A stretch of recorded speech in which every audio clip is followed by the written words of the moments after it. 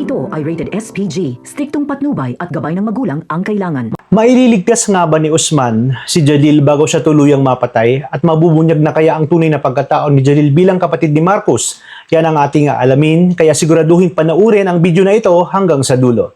Habang patuloy na naguguluhan ang publiko kung sino ba talaga ang nagsasabi ng totoo kina Dato Raman at General Carillo, may ilan nang naniniwalang si Dato Raman ang nagsiwalat ng katotohanan. Para sa kanila, ito na rin ang dahilan kung bakit pinaslang siya. Katulad ng sinapit ni Mustafa upang tuluyang maibaon sa limot ang mga lihim. Samantala, sinalakay ng Task Force Alpha ang bahay ni Felix upang arestuhin siya. Ngunit huli na ang lahat dahil nakatakas na ito bago pa sila dumating. Labis ang galit ni Azuelo dahil sa muli silang nalusutan ni Felix. Agad namang nakipag-ugnayan si Felix kay General Carillo at sinabing hindi na siya makakabalik sa Enleia.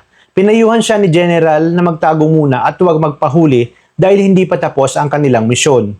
Sa kabilang banda matapos mailibing ang kanyang ama-amahan na si Dato Raman, kusang loob na sumuko si Jalil pagbalik niya sa Enleia. Bagamat wala na siya sa serbisyo, buong paggalan pa rin siyang sinaluduhan ng mga kasamahang sa Task Force Alpha bilang pagkilala sa kanyang katapangan at sakripisyo. Ngunit hindi ganoon ang naging pagtanggap ng ilang mataas na opisyal. Kaagad siyang ikinulong habang nangako naman si Marcos na gagawin ang lahat upang malinis ang kanyang pangalan.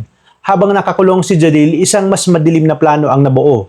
Matapos ang lihim na pag-uusap ni General Vellona at Colonel Solares, inutusan si Madrid na tiyaking hindi sisikat ang araw para kay Jalil.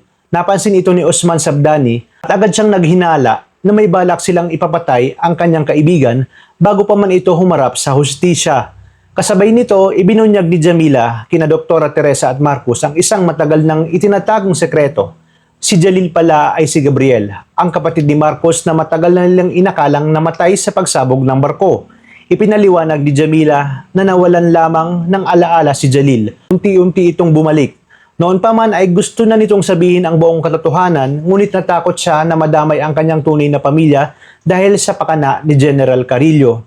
Ngunit, nang malaman ni Osman na ngayong gabi ay isasagawa ang pagpatay kay Jalil, agad niya itong ipinaalam kay Marcos. Walang pag-aalinlangan nagtungo si Marcos sa headquarters upang iligtas ang kanyang kapatid, habang si Osman naman ay gumagawa ng sariling plano upang maitakas si Jalil bago pa mahuli ang lahat.